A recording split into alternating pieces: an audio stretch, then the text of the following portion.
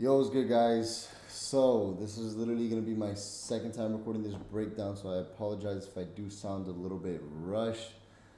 But the last breakdown, as you guys know, well, some of you guys know, thank you for guys for letting me know, by the way, has no audio.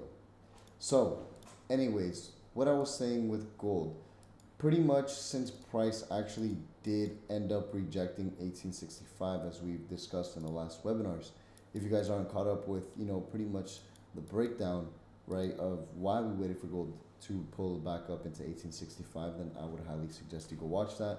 But in short, it is because it is a major area of resistance, which once price broke under, was the best area to look to actually continue to sell gold again at, which was 1865. Now that price had actually rejected 1865, I did catch a nice position after gold ended up kind of pulling back up, making highs, rejecting 1865, pulling up again, making highs, rejecting 1865. Ended up taking a short position after price completely took these hour lows out, and then price came all the way down, right?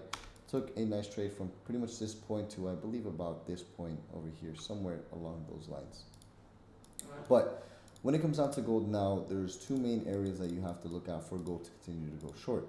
The first area is going to be this resistance zone, which is going to be 1850, right? And the second area is going to be your current H1 highs.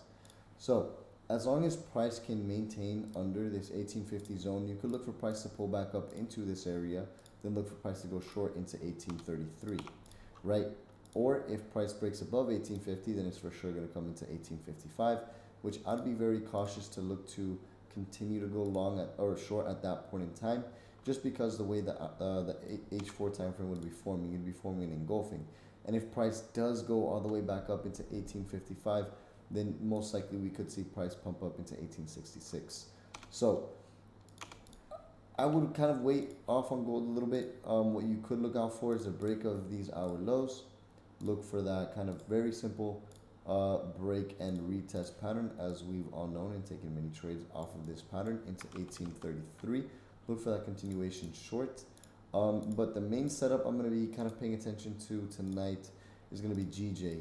Now that GJ had rejected again 158 support, I'm going to be looking for GJ to continue to trade higher.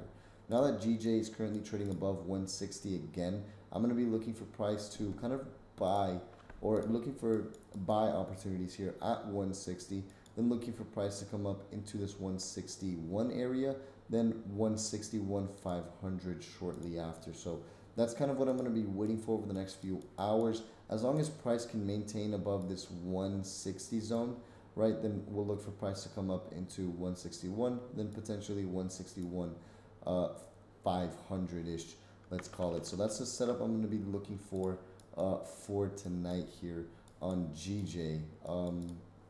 If price does break under this 150 160 zone, let's say hits 160 159 700, then we can look for price to come back down to 158 200, which is that daily level.